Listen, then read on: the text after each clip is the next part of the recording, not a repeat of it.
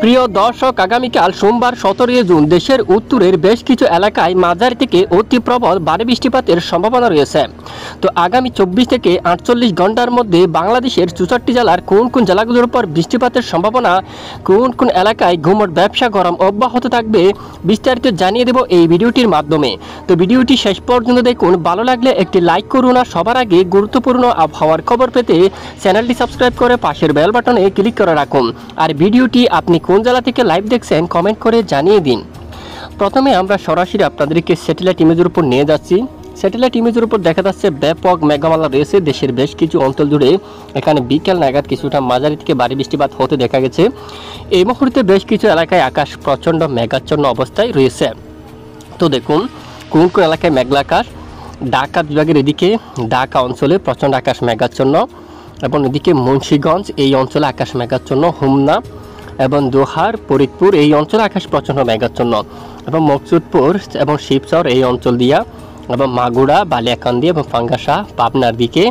তারপর এদিকে বাঙ্গুড়া এই অঞ্চলে আকাশ মেঘাচ্ছন্ন। তারপর সিংড়া, সিরাজগঞ্জ, বগুড়া, সরিষাবাড়ি, ঢাকা বিভাগের উত্তরে বেশ কিছু এলাকায় আকাশ মেঘাচ্ছন্ন অবস্থায় রয়েছে। কালীহাটি, তারপর এখানে বালুকা, ত্রিশাল, কিশোরগঞ্জ, কাতিয়াদি অঞ্চলে, কেন্দুয়া, এখানে সবটুকু এলাকায় আকাশ মেঘাচ্ছন্ন। ইটনা, নেত্রগুনা, পেনারবাগ, বানিয়াচঞ্জ, হবিগঞ্জ এবং এদিকে জগন্নাথপুর, পেনারবাগ এবং এখানে নেত্রগুনা, সিলেট বিভাগের উপর প্রচণ্ড আকাশ মেঘাচ্ছন্ন। ঠিক যেভাবে মেঘ রয়েছে ঠিক সেইভাবে কিন্তু বৃষ্টিপাত নেই। ফরিদপুর, শাইলকুপা, যশোর, লোহাগাড়া, মেহেরপুর, পশ্চিমবঙ্গের অনেক এলাকায় আকাশ মেঘাচ্ছন্ন রয়েছে। শান্তিপুর, চন্দননগর, আরামবাগ, বর্ধমান, কাতুয়া, দুর্গাপুর, বাঁকুড়া, পুরুলিয়া, খড়গপুর সবটুকু এলাকায় মেঘলা আকাশ, বৃষ্টির তেমন দেখা নেই। দক্ষিণাঞ্চলে চট্টগ্রাম বিভাগের বেশ কিছু এলাকায় আকাশ আংশিক মেঘলা নিয়ে পরিষ্কার ছিল, বৃষ্টির কোনো দেখা পায়নি।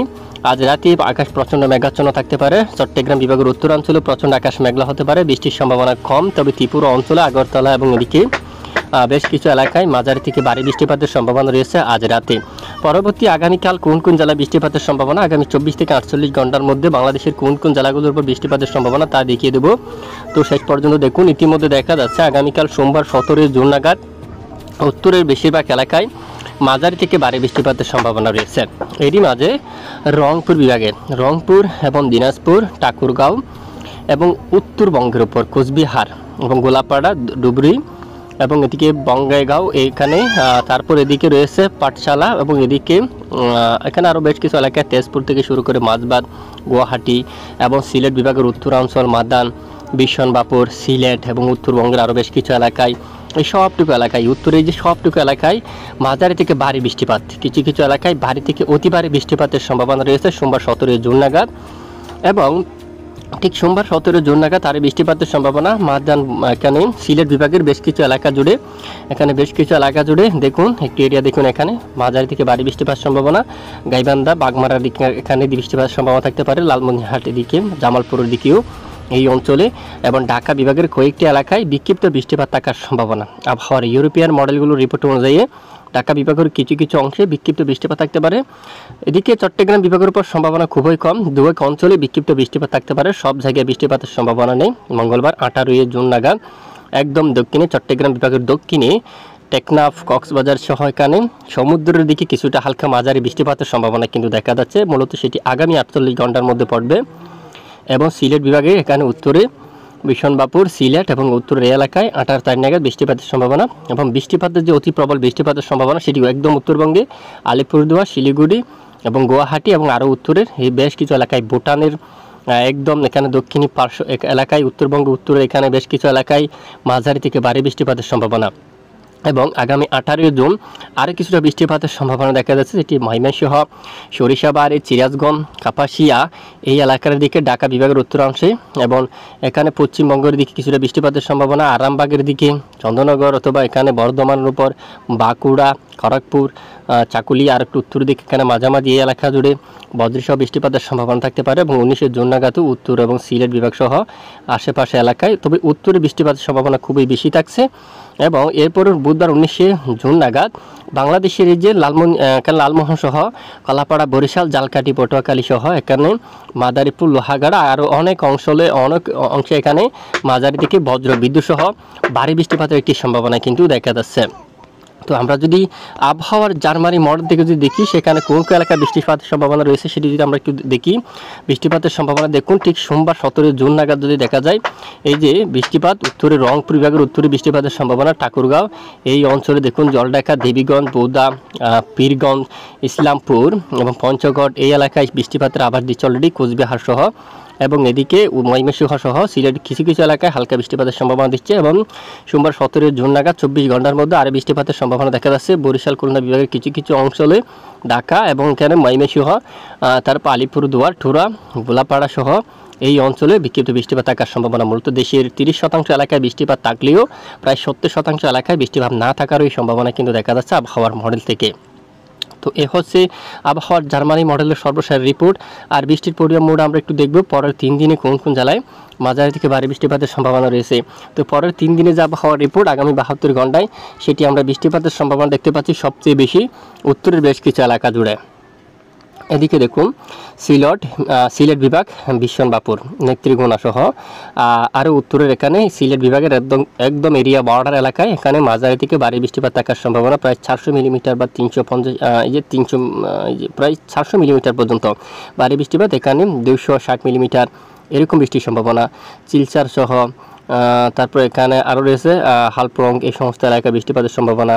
তারপর উত্তরে শিলং এখানে এবং বাগমারা সহ এখানে বৃষ্টিপাতের সম্ভাবনা, এখানে হালকা মাঝারি থাকতে পারে। মাদাম, কিশোরগঞ্জ, কাপাসিয়া, লাখাই, ঢাকা বিভাগের উপর নাগারপুর, ফরিদপুর, মাদারীপুর, লোহাগাড়া, যশোরের এখানে হালকা বৃষ্টিপাতের সম্ভাবনা থাকতে পারে। এবং আর বৃষ্টিপাতের সম্ভাবনা রয়েছে উত্তর একদম কোচবিহার, ডুবুরি, গোলাপাড়া, পাঠশালার দিকে, গাংটক এখানে উত্তরে বেশ কিছু এলাকায় পরের 3 দিনে বৃষ্টিপাতের সম্ভাবনা। চট্টগ্রাম বিভাগের উপর বৃষ্টিপাতের তেমন দেখা পাইনি, দক্ষিণে একদম বৃষ্টিপাত নেই। কক্সবাজার, কুতুবদিয়া, চকরিয়া, টেকনাফ এখানে বৃষ্টিপাতের সম্ভাবনা খুবই কম। তবে পরের 3 দিনেও তেমন ভারী বৃষ্টিপাতের সম্ভাবনা দেখা যাচ্ছে না, কিছুটা আকাশ মেঘাচ্ছন্ন, সাথে টেকনাফ সহ সমুদ্র অঞ্চলের দিকে হালকা মাঝারি কিছুটা বৃষ্টিপাতের সম্ভাবনা। যদি ভাগ্য ভালো হয়, যদি মহারবের হুকুম হয়, তাহলে এখানে বৃষ্টিপাত হবে।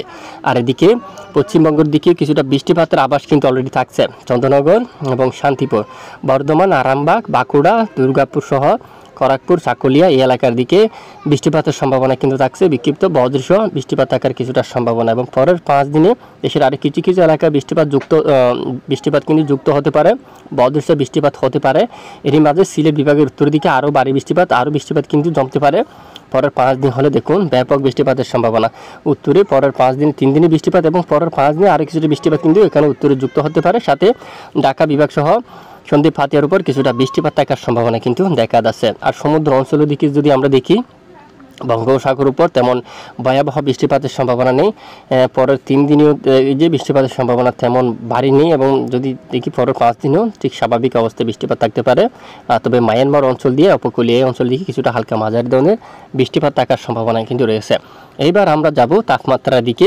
বাংলাদেশের কোন কোন জেলায় কত ডিগ্রি সেলসিয়াসের তাপমাত্রা থাকতে পারে আগামীকাল 17 জুন যদি আমরা একটু তাপমাত্রার দিকে নজর করি, তো দেখা যাচ্ছে এখানে পশ্চিমবঙ্গের পশ্চিমের বেশ কিছু এলাকায় দামবাদে প্রায় 43 ডিগ্রি সেলসিয়াসের তাপমাত্রা থাকতে পারে, জামশেদপুরে 42 ডিগ্রিতে, খড়গপুরে 39 পর্যন্ত, এবং এখানে পার্শ্ববর্তী চাকুলিয়া 41 তীব্র তাপপ্রবাহ, এবং দিকে বাঁকুড়া 42 তীব্র, আর পুরুলিয়াতে 41 রয়েছে তাপমাত্রা, এবং দুর্গাপুরে 41 পর্যন্ত, বর্ধমান 37, আরামবাগ 38, এখানে মৃদু থেকে মাঝারি থাকবে, কোলাঘাট 38, প্রায় কলকাতা 35, চন্দ্রনগর 36, শান্তিপুর 34, কাতুয়া এই অঞ্চলে 36-37 ডিগ্রিতে তাপমাত্রা থাকতে পারে, রাজশাহীতে 38, মেহেরপুরে 37 পর্যন্ত, খুলনা বিভাগের এখানে 36 ডিগ্রি সেলসিয়াস পর্যন্ত তাপমাত্রা থাকতে পারে, কালাই এই অঞ্চলের দিকে 37 ডিগ্রি সেলসিয়াসের তাপমাত্রা থাকার সম্ভাবনা। আর এদিকে 36 পর্যন্ত চট্টগ্রাম বিভাগের দিকে প্রায় 30-31 ডিগ্রি সেলসিয়াসের তাপমাত্রা থাকার সম্ভাবনা, এবং পার্শ্ববর্তী এইদিকে 32 ডিগ্রি সেলসিয়াসের তাপমাত্রা থাকার সম্ভাবনা রয়েছে। তো এ হচ্ছে মূলত তাপমাত্রার আপডেট। আর ব্যবসা ঘুমট গরম, অস্বস্তিকর ঘুমট গরম কোন কোন জেলার উপর রয়েছে, যদি আমরা একটু বাতাসের আপডেটটা দেখি, হাওয়ার দাপট তেমন নেই। খুলনা আর ঢাকা, মেহেরপুর এখানে আংশিক বাতাস থাকতে পারে, তবে আগামী 17 জুন নাগাদ, 16 জুনে তেমন হাওয়ার দাপট নেই। আগামী 17 জুন মূলত খুলনা, সাতক্ষীরা, শিবনগর সহ মঠবাড়িয়া, পিরোজপুর, মঠবাড়ি এখানে, লোহাগাড়া, যশোর, শাইলকুপা, পিরোজপুর, ঢাকা, নাগারপুর, পাবনা সহ সিংড়া, রাজশাহী, মেহেরপুর সবটুকু এলাকায় ব্যাপক আকারে দমকা বাতাস থাকার সম্ভাবনা রয়েছে। এই যে বাংলাদেশ এখানে পশ্চিমবঙ্গ সহ বেশিরভাগ এলাকায় অনেকটাই ধমকা বাতাস থাকার সম্ভাবনা এবং অস্বস্তিকর ঘুমট ব্যবসা গরম থাকতে পারে। 16 তারিখ নাগাদে খুলনা বিভাগ, ঢাকা বিভাগের অধিকাংশ এলাকায়, খুলনা বিভাগের বেশ কিছু এলাকায়, রাজশাহী বিভাগেরও বেশিরভাগ এলাকায় অস্বস্তিকর ঘুমট ব্যবসা গরম অব্যাহত রয়েছে এবং চট্টগ্রাম বিভাগের বেশ কিছু এলাকায় সামান্য কিছুটা ব্যবসা গরম কিন্তু অব্যাহত রয়েছে। আগামীকাল 17 জুন পাহাড়ি অঞ্চল থেকে ব্যবসা ঘুমট গরম কিছুটা কমতে পারে, উপকূলীয় অঞ্চলে থাকতে পারে। খুলনা, বরিশাল, কুমিল্লা, এদিকে ঢাকা, মেহেরপুর, রাজশাহী সবটুকু এলাকায় অস্বস্তিকর ব্যবসা গরম অব্যাহত থাকার সম্ভাবনা রয়েছে। এ হচ্ছে আজকের আবহাওয়ার গুরুত্বপূর্ণ রিপোর্ট। এতক্ষণ সঙ্গে থাকার জন্য ধন্যবাদ।